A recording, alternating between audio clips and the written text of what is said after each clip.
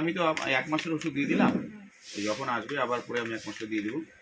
আর যদি অসুবিধা মনে হয় আমাকে ওখান থেকে হোয়াটসঅ্যাপে এই প্রেসক্রিপ্টটা পাঠিয়ে দিবি, ওষুধের নামটা আমি যে দোকানে তুমি নিবা, দোকান থেকে কিনবা, আমি ওদেরকে বলে দেবো।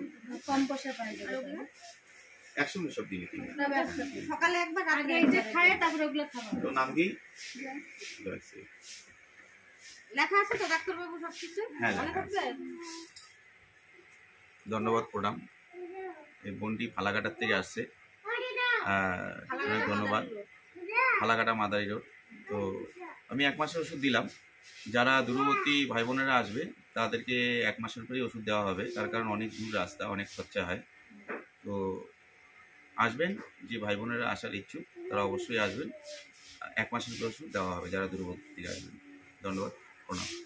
2 রকমের ওষুধ দিয়ে দিয়েছি, ঠিক আছে? দুটো একসঙ্গে খাওয়া। একটা এটা আমার বয়স। হ্যাঁ, এটা তোমার। এটা আমার বয়স। বসে উঠলে মাথা ঘুরে, শরীর উইক লাগে, দুর্বল লাগে, কোনো সময় অন্ধকার লাগে, কি মানে বসে উঠলে অন্ধকার লাগে, মানে বসে উঠলে অন্ধকার লাগে, মাথা ঘুরে কোনো সময়, চক্কর মারে, খাওয়ার রুচি কম, দুর্বল দুর্বল ব্যাপার লাগে।